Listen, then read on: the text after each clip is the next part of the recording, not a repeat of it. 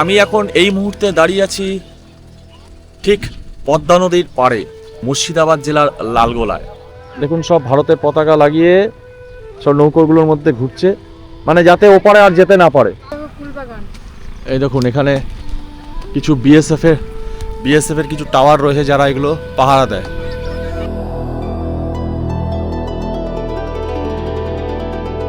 আর এগুলো মনে হয় বিএসএফ এর পাহারা দেওয়ার জন্য স্পিড বোট ছিল। হ্যাঁ, বিএসএফ এর পাহারা দেওয়ার স্পিড বোট। এসব ভেঙে গেছে সব। দেখেন পদ্মার মাছ, দেখুন বাচ্চা মাছ। এখানে মাছ ধরে এসছে সব জেলেরা, তো তাদের সব চেকিং চলছে। আমাকে জিজ্ঞাসা করছিল যে কোথা থেকে এসছেন, কোথায় কোথায় ঘুরেছেন, তাহলে রাতে কোথায় থাকবেন, সব দেখে নিচ্ছে। আর ওদের কাছে মনে হয় হাতে একটা দেখলাম ক্যামেরা আছে। বাংলার রূপ আমি দেখিয়াছি, তাই আমি পৃথিবীর রূপ বুঝতে চাই না। হ্যাঁ, এই যে লাল রং করা, এই যে দেখতে পাচ্ছি প্রতিমা তৈরি করে যে তেলে, ওই তেল দিয়ে দিগুলা উঠে না। আর পারতে হবে না, চলো চলো। আবার ধরবে কে? না না না, চলো চলো। ধরো না, আরে ধর।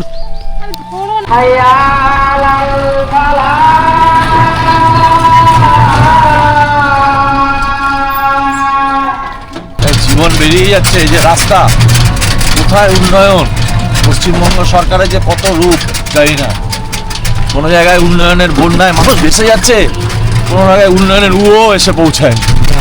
আমাদের ওখানে যে কলকাতায় যে আমরা খাসি মাংস খাই, আমরা অনেক সময় বলে যে লালগোলার খাসি।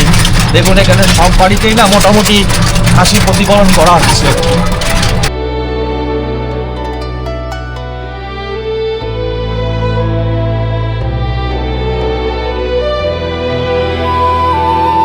নমস্কার সুপ্রিয় দর্শক বন্ধু, আমি কৌশিক আপনাদের সামনে হাজির হয়ে গেছি মুর্শিদাবাদ জেলার কাশিমবাজারে। আর এই কাশিমবাজার থেকে আজকে যাব ভারতবর্ষের শেষ স্টেশন তথা শেষ গ্রাম বা শেষ শহর বলতে পারেন, শেষ জনপদ বলতে পারেন, সেটা হচ্ছে লালগোলা। দেখাবো লালগোলার প্রান্তিক মানুষের কিছু জীবনযাত্রা।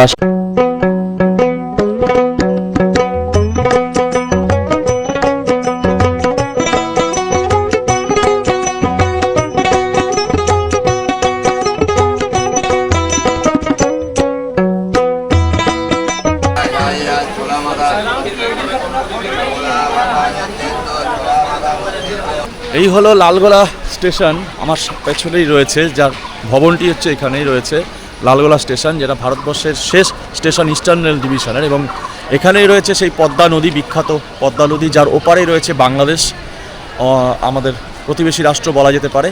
আর আজকে আমি কভার করার চেষ্টা করব পদ্মা নদী। তো যাই হোক, আমি যতটুকু চেষ্টা করব, বেশি বিকেল করব না। তো আমি দেখাচ্ছি সেই রেল স্টেশনের চত্বরটা। এখানে দেখুন, একটা লালগোলা রহমতুল্লাহ হাই মাদ্রাসা এটা রয়েছে। এখানে একটা লালগোলা রেল স্টেশন দুর্গা মন্দির দেখা যাচ্ছে। আর এই হচ্ছে সেই স্টেশন চত্বরটা।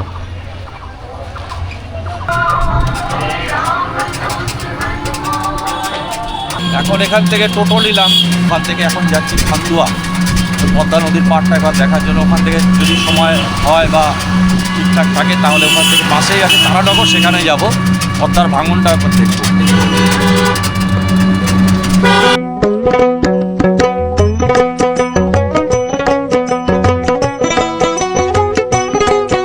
এদের বংশধর সবই কলকাতায় থাকে না, এখানে কিছু থাকে না।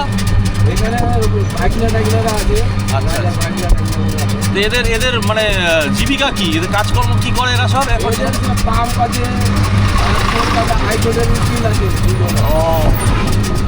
মানে তেলের পাম্প, কেউ হাইকোর্টের উকিল, এই সমস্ত।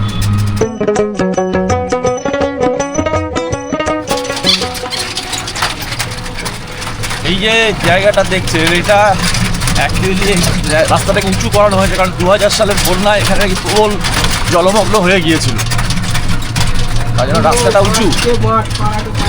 হ্যাঁ, দেখুন বাড়িগুলো সব নিচু।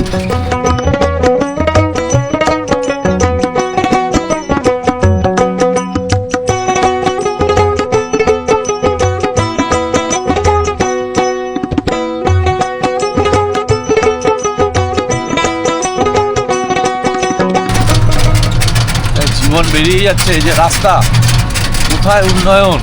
পশ্চিমবঙ্গ সরকারের যে কত রূপ জানি না। কোনো জায়গায় উন্নয়নের বন্যায় মানুষ ভেসে যাচ্ছে, কোনো জায়গায় উন্নয়নের এসে পৌঁছায়। দেখেছেন রাস্তা, দেখুন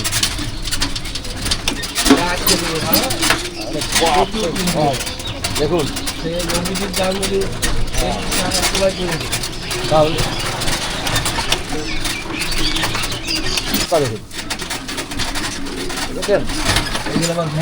আচ্ছা, এই যে লাল গলার খাসি নাকি যেগুলো যায় আমাদের ওখানে খাসির চাষ হয় এইগুলো না, এই যে এখানে এই যে আমাদের ওখানে যায় বলে লাল গলার খাসির মাংস যে বিক্রি হয়, লাল গলার খাসি সব এখানেই বোধ হয় পালন করা হয় নাকি? এগুলো যে গোশ খাওয়া হ্যাঁ হ্যাঁ হ্যাঁ, রাস্তায় খারাপ গ্রাম্য জীবন। দেখুন, আমি বলেছিলাম যে শুধু স্মৃতিসৌধ নয়, সেখানকার জীবনযাত্রা, পরিবেশ সবই আপনাদের দেখাবো তুলে। দেখুন, সবই দেখাচ্ছি।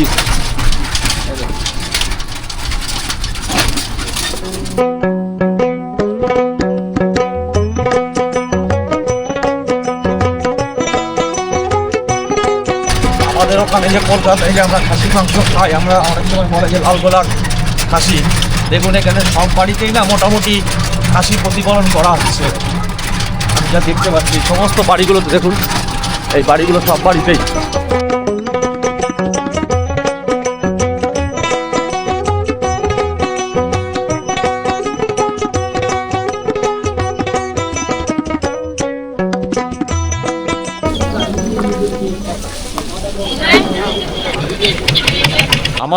আমি এখন এই মুহূর্তে দাঁড়িয়ে আছি ঠিক পদ্মা নদীর পাড়ে, যার ওপারেই হচ্ছে বাংলাদেশ, আমাদের বন্ধু রাষ্ট্র বলতে পারেন।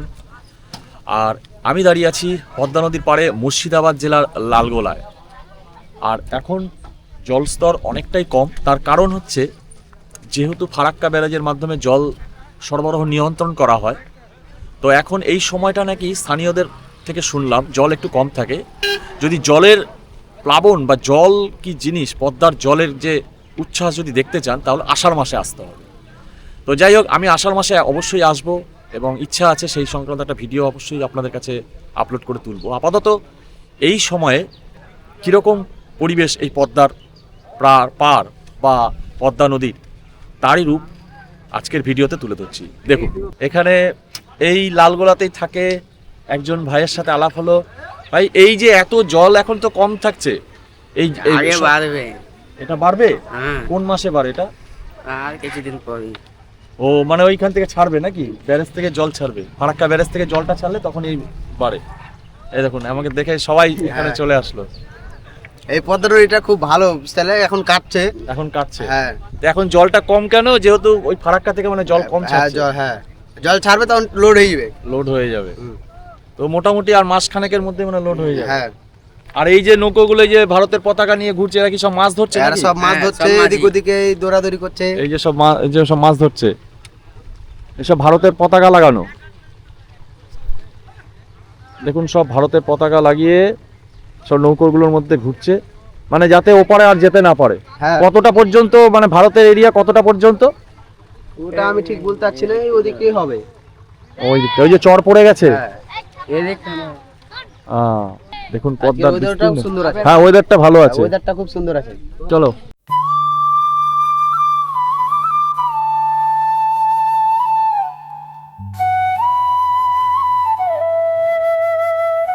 তো চমৎকার একটা পরিবেশের মধ্যে দিয়ে যাচ্ছি আজকে। একটু মানে রোদ আছে আমার উল্টো দিকে। আর এই দেখুন, আমি আপাতত এইটাকে দেখাই, জায়গাটাকে বললো যে জল আর একটু বাড়বে, এখন সব কাটিং চলছে। আর এই দেখুন নৌকোগুলো সব রয়েছে, ট্রলারগুলো নিচে। এই দেখুন মানে ভাঙতে ভাঙতে কোথায় চলে এসছে। এগুলো সব আটকে রাখার চেষ্টা হয়েছে। দেখেছেন পদ্মা ভেঙে কি অবস্থা। চলুন সামনের দিকটা যাওয়া যাক। এগুলো কি ভুট্টা? হ্যাঁ, এই দেখুন ভুট্টা গাছ, দেখুন কত।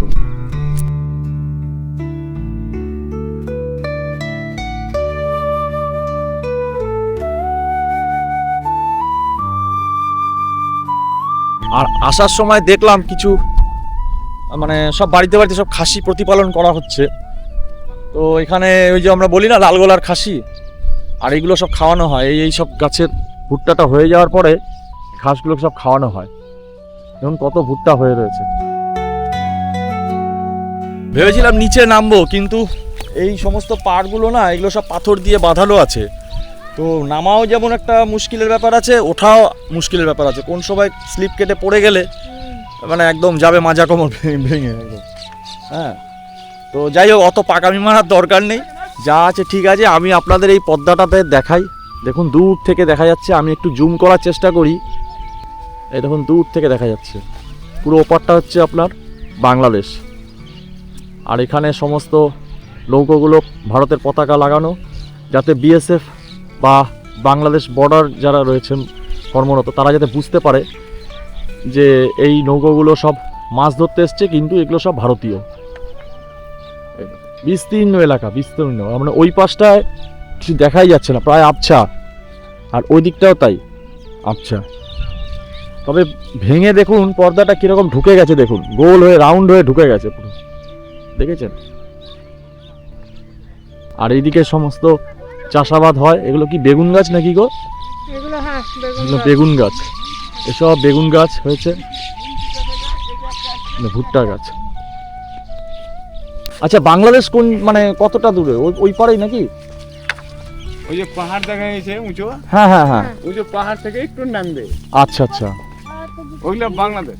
ও, এই নদীরই মানে ওই ওই হ্যাঁ অংশটাই আর কি হ্যাঁ। বাংলাদেশ। মানে এই নৌকোগুলো ওইদিকে যেতে পারবে না, না না, ওরা জানে যে কতটা জায়গা আছে। তো বাংলাদেশের লোক কি এখানে চলে আসে, ঢুকে যায় না অনেক সময়?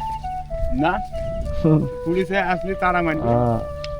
না, মাঝে মাঝে তো খবরে দেখি সব হ্যাঁ, অনুপ্রবেশকারী ঢুকছে প্রচুর, হ্যাঁ। সেটাই বলছি।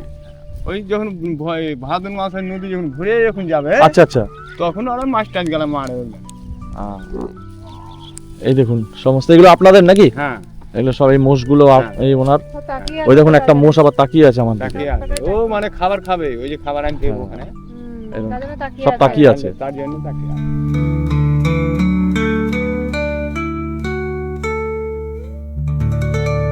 ফুল বাগান।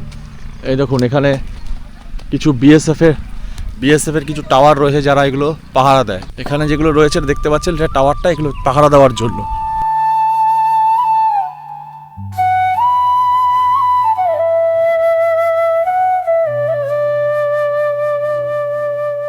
একটু আইসক্রিম খাওয়া যাক। 5 টাকার মটকা। ও, এগুলো খাবে? না আমি এগুলো খাবো না। তো এগুলোই নাও না, এটাই তো ভালো, এটাই ভালো।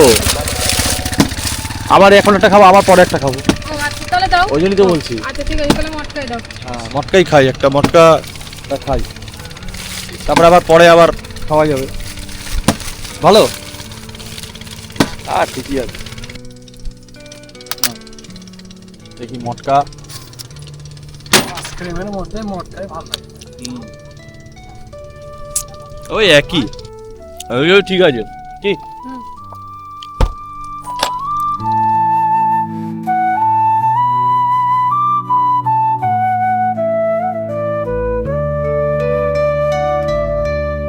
দেখুন পাড়টা কিরকম ভেঙে গেছে, দেখুন দেখুন পদ্মার ভয়ঙ্কর।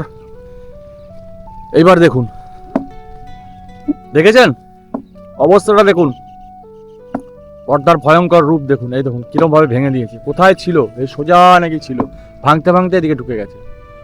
দেখুন কিরম পাড় ভাঙছে। আমি এখন যেখানে রয়েছি না, সত্যি মানে খুব দুঃখজনক এবং খুব ভয়ঙ্কর একটা জায়গা। আমি নিচে তাকাতে পারছি না, মানে এতটা নিচু। আমি দেখাবো ক্যামেরার মাধ্যমে, মানে এইরকম যদি আমি প্যারালালি আমি যদি একটা অ্যাক্সিস টানি সোজা করে, তো সেইটা অংশটা বাদ দিলে মানে কয়েক বিঘা জমি, কয়েকশো বলতে হবে, কয়েক বিঘা ভুল বললাম, কয়েকশো বিঘা জমি পুরো ভেঙে একদম ঢুকে গেছে ভেতর দিকে। ওদিকে আর যাওয়ার কোনো রাস্তা নেই। দেখুন এদিকে আমি কোন দিক দিয়ে যাবো, এই যে কুলের বন পুরো ভেঙে ঢুকে গেছে। দেখুন পদ্মার এই ভয়ঙ্কর ভাঙন রোধ করার জন্য সরকার থেকে কি ব্যবস্থা নিচ্ছে আমার জানা নেই, কিন্তু আমি চাক্ষুষ আজকে দেখতে পাচ্ছি। এতদিন আমি যখন বর্ষা আসে তখন খবরের চ্যানেলগুলো ওই বর্ষার খবর বিভিন্ন রকম পরিবেশন করে, তো তখন ওই পদ্মার ভাঙনের কিছু ছবি তারা চিত্রের মাধ্যমে তুলে ধরে নিউজে। আজকে আমি চাক্ষুষ দেখছি এই জায়গাগুলো, তাই না? সত্যি খুব ভয়ঙ্কর পরিবেশ। এবার আমি ক্যামেরাটাকে একটু দেখাই। এই দেখুন, ওখান থেকে ভেঙেছে দেখুন, ওই দেখুন গাছটাও ভেঙে পড়ে গেছে।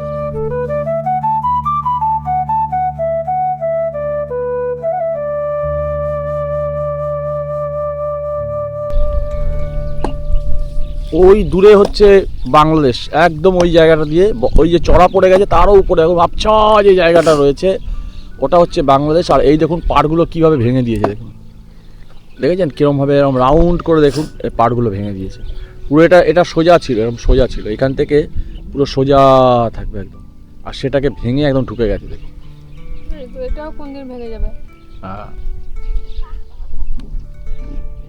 এই যে কোনো মুহূর্তে ভেঙে পড়বে। এই জায়গায় দাঁড়িয়েছে, এই জায়গাটা কোন দিন ভেঙে যাবে। দেখুন খারাপ, পুরো একদম খারাপ। দর্শক বন্ধুদের এগুলো দেখাচ্ছি, জানি না কেমন লাগছে আপনাদের, ভালো লাগুক মন্দ লাগুক যাই লাগুক, যদি কোনো সাজেশন দেওয়ার থেকেও মতামত দেওয়ার থেকে সব কিছুই কমেন্টস বক্স খোলা আছে, কমেন্টস বক্সে আপনারা মতামত দেবেন। আর আমার ডান দিকেটায় এই পদ্মার রূপ, যদিও এখন সেই রূপটা নেই যেটা বর্ষাকালে দেখা যায়। আর এদিকে হচ্ছে সেই কুল গাছ, সব চাষবাস করা হয়েছে। আমি এখন সামনের দিকটায় যাব, দেখুন সামনের দিকটা, এই দিকটা দেখুন, যেখান দিয়ে আসলাম ওই দিকটা দিয়ে এসেছি আমরা, ওই দিকটা দিয়ে।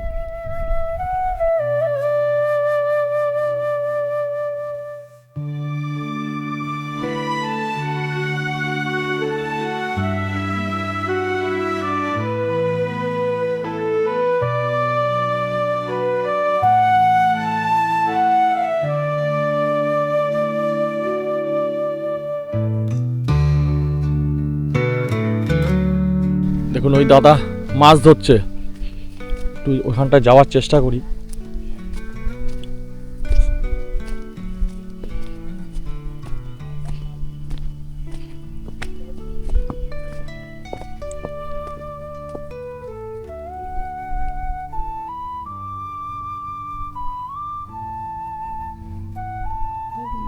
দেখুন কিভাবে ভেঙেছে দেখুন, এই যে উপরে দেখুন, দেখেছেন কিরকম ধস নেমেছে, এই দেখুন কি অবস্থা দেখুন। আর আমরা এখন নিচে আছি, একটু অনেক কষ্ট করে একটু নিচে নামলাম, আমাদের তো অভ্যাস নেই, ওই উঁচু। তাহলে চিন্তা করুন যখন বর্ষাকাল হবে বা জল যখন ছাড়বে, তার মানে ওই যে উঁচু অংশটা দেখছেন অত অবধি পুরো লেভেল একদম জল হয়ে যায়, মানে এতটা নিচে আমরা এখন নেমে গেছি। এই নিচে কি রে, কানের মধ্যে আবার কি হচ্ছে, পোকামাকড় নাকি, কি ঢুকেছে কানে পোকা নাকি তাই দেখছিলাম। মানে কতটা নিচে অবধি দেখুন, এখানে আমরা নেমেছি, তার মানে জল এই জায়গার থেকে উপরে উঠে যায়, যখন জল ছাড়ে তখন পদ্মার রূপটা কি হয় বললো, তাই আষাঢ় মাসে আসলে বোঝা যাবে। আর এখন এখানে দেখুন ভাঙার, দেখুন কোথায়, আমি একটু জুম করি, যদি আমি এইভাবে দেখানোর চেষ্টা করি, দেখুন কোথার থেকে আসছে ভাঙনটা।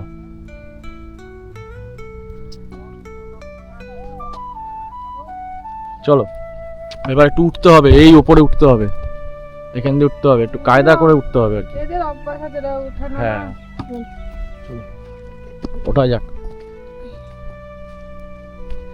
কোন দিক দিয়ে উঠবো বলো তো?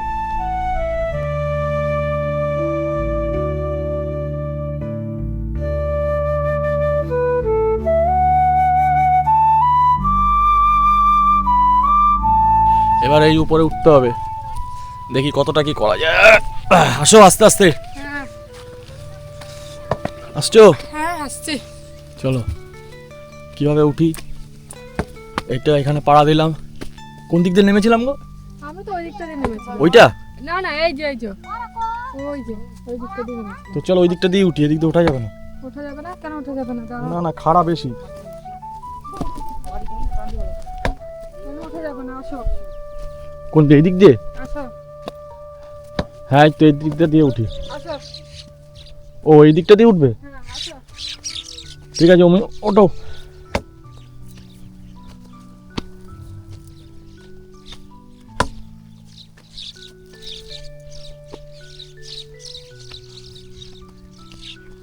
দেখি, আস্তে আস্তে হ্যাঁ ধাপে ধাপে এসে ফেলো।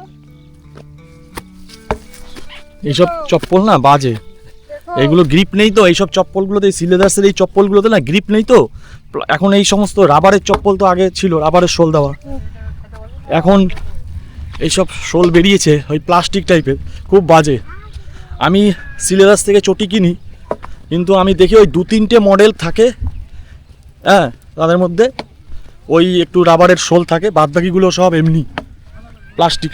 এগুলো প্রচণ্ড স্লিপারি হয়।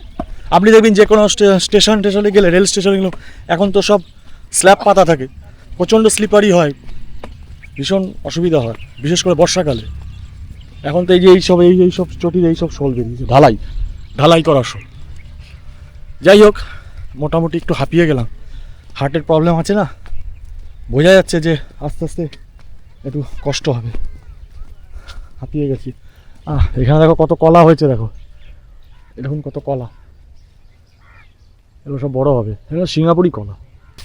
একটা কথা আপনাদের বলছি, এই যে আসার সময় আমাদের যে টোটো ভাড়া 25 টাকা করে নিল না, এটা নেওয়াটা যুক্তি আছে, কারণ অনেকটা দূর। আমাদের ওখানে হলে এই ভাড়াটা হয়ে যেত পার হেড 50 টাকা, 40 থেকে 50 টাকা হতো। তারপরে রাস্তা, ওই যে আগেই বললাম, পশ্চিমবাংলার কত রকমের রূপ, সত্যিই তাই। কোথাও পাহাড়, কোথাও নদী, কোথাও জঙ্গল, কোথাও সমতল, কোথাও গ্রাম, বিস্তর তৃণভূমি, কোথাও আবার ঠিক উন্নয়নের কাজটাও তাই। কোথাও এত উন্নয়ন হচ্ছে যে বন্যায় ভেসে যাচ্ছে মানুষ, উন্নয়ন। আর এখানে উন্নয়নের আসেন, বুঝতে পেরেছেন? ওদিকে একটা রেস্টুরেন্ট আছে, পার্কও আছে, যদি কেউ এখানে আসেন এই রেস্টুরেন্টটা, পার্কটা ব্যবহার করতে পারেন, দেখতে পারেন। এই যে একবার ওই দিকটা তো ঘুরেই আসলাম, পেছন দিকটা, এবার এই দিকটা যাচ্ছি, দেখি এদিকটায় কীরকম আছে। এদিকটাও একটু অন্যরকম। আর এগুলো মনে হয় বিএসএফের পাহারা দেওয়ার জন্য স্পিড বোট ছিল, হ্যাঁ, বিএসএফের পাহারা দেওয়ার স্পিড বোট। এসব ভেঙে গেছে সব, এখানে নৌকা তৈরি হচ্ছে, ওই যে দেখুন নৌকা হচ্ছে।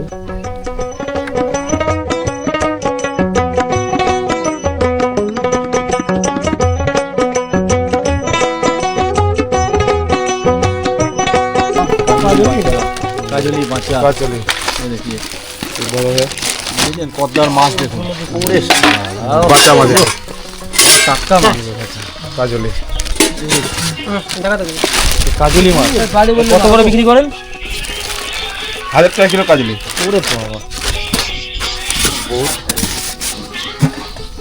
মাছ ধরে এসছে এখানে, মাছ ধরে এসছে সব জেলেরা, তো তাদের সব চেকিং চলছে।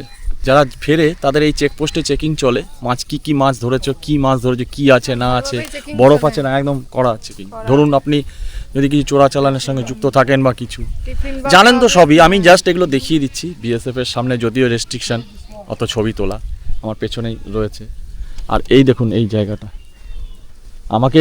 আমাকে জিজ্ঞাসা করছিল যে কোথা থেকে এসছেন, কোথায় কোথায় ঘুরেছেন, তাহলে রাতে কোথায় থাকবেন, সব দেখে নিচ্ছে। আর ওদের কাছে মনে হয় একটা হাতে একটা দেখলাম ক্যামেরা আছে, ওরা মানে এরকম একটা ছোট সাইজের একটা অনেকটাই মানে কি বলবো, ছোট ছোট যে মিনি স্পিকারগুলো থাকে না, ওরকম একটা স্পিকারের মতন একটা লেন্স গোল, মানে আমার মনে হয় ছবি তুলে দিল আমাদের।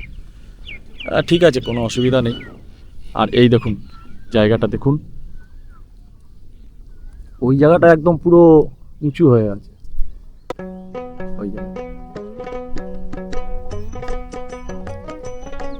সব মাছ ধরতে যায়, তো ওরা যখন ফেরে তখন এদের চেকিংগুলো করে।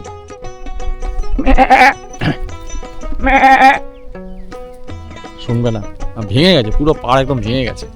খুব সুন্দর পরিবেশ, বাংলার কি রূপ আমি দেখিয়াছি, জীবনানন্দের ভাষায় যদি বলতে হয়, বাংলার রূপ আমি দেখিয়াছি, তাই আমি পৃথিবীর রূপ জিতে চাই না। এত কিছু রয়েছে, আমরা মুর্শিদাবাদ জেলা শুধু হাজারদুয়ারিটা দেখে আমরা ফিরে যাই। আমি দর্শকদের বলবো একবার এই সমস্ত জায়গাগুলো দেখে যান। হয়তো মনে হবে যে কি দেখলাম, কি জায়গায় ঘুরলাম, কিন্তু এটাও দেখার আছে, সব কিছুই দেখার আছে।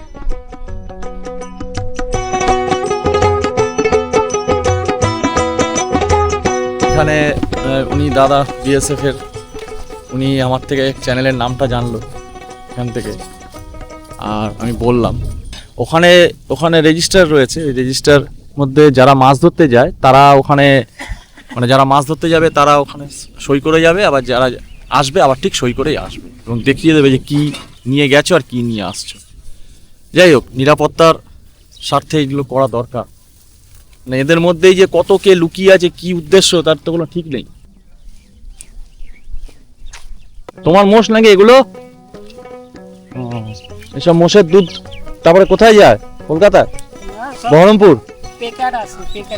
ও পাইকারি আছে, পাইকারি আছে, সব মোষ আছে এখানে। মোষ আর খাসি এটাই তো বেশি পালন হয় না? গরু, ছাগল। হ্যাঁ, ওই তো খাসির মাংস তো আমাদের ওদিকে যায় কলকাতার দিকে, লালগোলার খাসি।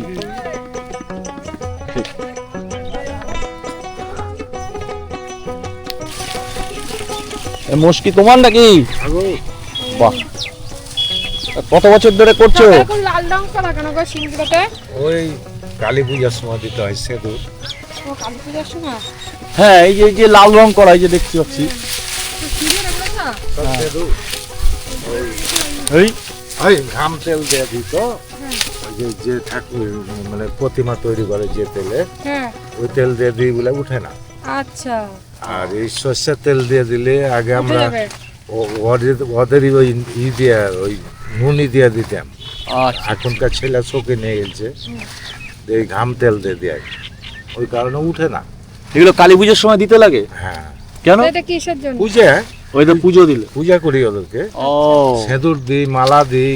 আচ্ছা আচ্ছা, এই যে দেখতে পাচ্ছেন এখানে কালী পুজোর সময় এগুলো দেওয়া। হ্যাঁ, দিয়ে ওই ওই শুয়োর নিয়ে এসে খেলায়। হ্যাঁ, আচ্ছা, এদেরকে মানে কি ওই যে লড়াই নাকি? হ্যাঁ, শুয়োরদের লড়াই। হ্যাঁ, শুয়োরকে গা গা করবে। আচ্ছা। ও হাজার হাজার লোক দেখে। হ্যাঁ।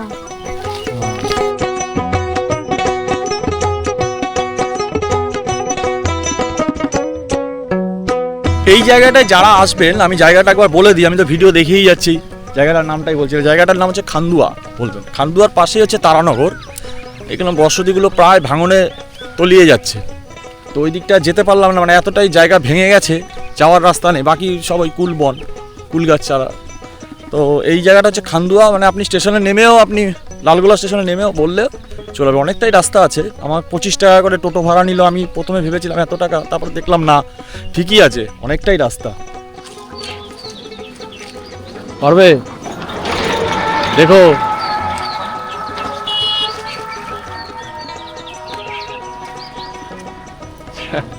মুচুরটা মুচুরটা দেখি দেখি কি পারলে। নোনা ফল। হ্যাঁ, ঠিক আছে, চলো। আর পারবো? না না না, আর পারতে হবে না, চলো। এটা কোন লাল লাল হয়ে গেছে? আর পারতে হবে না, চলো চলো। ধরো না। আবার ধরবে কে? না না না না, চলো চলো। আরে ধরো না। আরে ধর। আরে ধরো না। এখন চলে যাচ্ছি লালগোলা স্টেশনে। এখান থেকে টোটো নিয়ে নিলাম, 20 টাকা ভাড়া। লালগোলা স্টেশনে চলুন, যেতে যেতে তারপরে যা দেখাবো। এখান থেকে বেরিয়ে যাচ্ছি।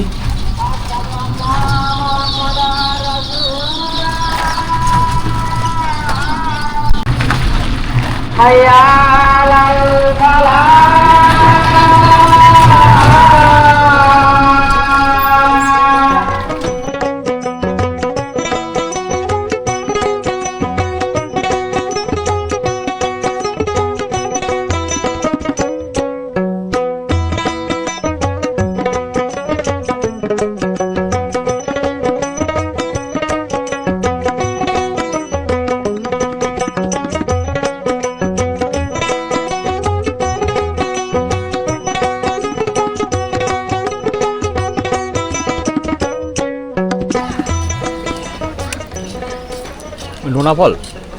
ওই বাচ্চাগুলো পারছিল, ওখান থেকে চাইলাম। আমার ডান দিকে দাঁড়িয়ে আছে 13114 লালগোলা শিয়ালদাহ ডাউন গাড়ি, যেটা 4:50 ছাড়বে। তো আমি যাব কাশিমবাজার, বহরমপুরের আগে স্টেশন, কিন্তু আমি এই ট্রেনে যাব না, এটা এক্সপ্রেস ট্রেন। আমি এর ঠিক পরেই 5:15 রয়েছে লোকাল ট্রেন, আমি সেই ট্রেনটা ধরবো। আর আমি এখন এই মুহূর্তে রয়েছি লালগোলা, যেখানে আমার স্টেশনের সাইনবোর্ডটা দেখতে পাচ্ছেন আমার পেছনে। তো যাই হোক, এইখান থেকে আমি ভিডিওটা শেষ করব। শেষ করবার আগে আপনাদের সকলকে বলবো, ভিডিওটা কেমন লাগলো অবশ্যই কমেন্টস করে জানাবেন।